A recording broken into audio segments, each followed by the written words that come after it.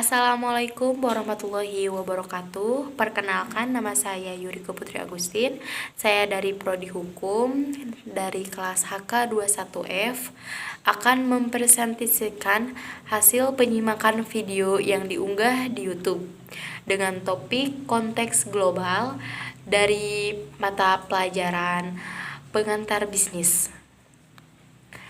Globalisasi yaitu adalah sebuah proses di mana ekonomi nasional dan beberapa negara tersebut menyatu menjadi sebuah sistem yang terinterdependen, saling tergantung. Harapannya yaitu adalah globalisasi pengaruhnya positif, tapi jangan heran juga kalau ada pengaruh negatif atau dalam konteksnya ialah dread.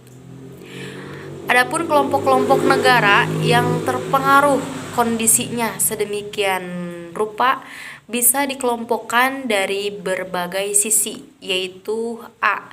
Sisi kesejahteraan. Yang pertama, high income countries, yaitu negara-negara yang pendapatannya tinggi. Yang kedua, upper middle income countries, yaitu negara-negara yang pendapatannya menengah atau medium. Yang ketiga, low medium income countries, yaitu negara-negara yang masih berkembang. Dan adapun sisi geografi dalam globalisasi bisa dikelompokkan, misalnya benua Amerika, benua Eropa, Asia Pasifik, dan Australia. Masing-masing ini dalam konteks globalisasi, dalam proses setiap wilayah tersebut, mereka mencoba untuk membuat SOP atau SOP, kesepakatan kerjasama dalam konteks antar negara. Contohnya NAFTA, yaitu yang artinya North American Free Trade Agreement. Berarti di sana negara-negara Amerika Utara mereka membuat NAFTA. Demikian, mereka membuat EU atau yang artinya European Union di negara-negara barat.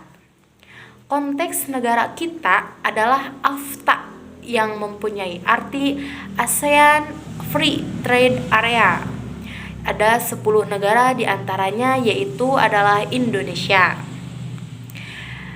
Adapun sisi-sisi lain dalam konteks globalisasi dalam BOP atau Balance of Payment dan BOT, yaitu yang mempunyai arti Balance of Trade.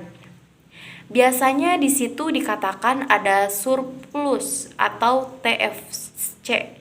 Negara-negara yang relatif cenderung surplus itu adalah negara yang sejahteranya dan sebaliknya. Sebetulnya di sini itu keseimbangan antara impor dan ekspor. Jumlah impor dan ekspor terhadap nilainya ialah jika besar impor berarti defisit, lebih besar ekspor berarti menuju surplus. Mengapa terjadinya bisnis internasional? Karena tentunya ada teori yang menjelaskan mengenai perkembangan dari yang paling sederhana hingga paling detail. Yaitu yang pertama adalah teori merkantilisme. Merkantilisme ini termasuk teori yang awal menjelaskan bahwa menjelaskan bahwa negara akan menuju kesejahteraan kalau dia mampu melakukan perdagangan internasional, khususnya adalah mengumpulkan sebanyak-banyaknya logam mulia. Yang kedua, teori absolute advantage dalam Adam Smith ya, yang artinya masing-masing negara itu hanya bisa menghasilkan hasil bumi dan satu macam dan negara lain tidak mampu. Jadi masing-masing negara akan mengimpor jika tidak mampu menghasilkan, sedangkan ia akan mengekspor yang mampu menghasilkan. Yang ketiga, teori comparative advantage David Ricardo.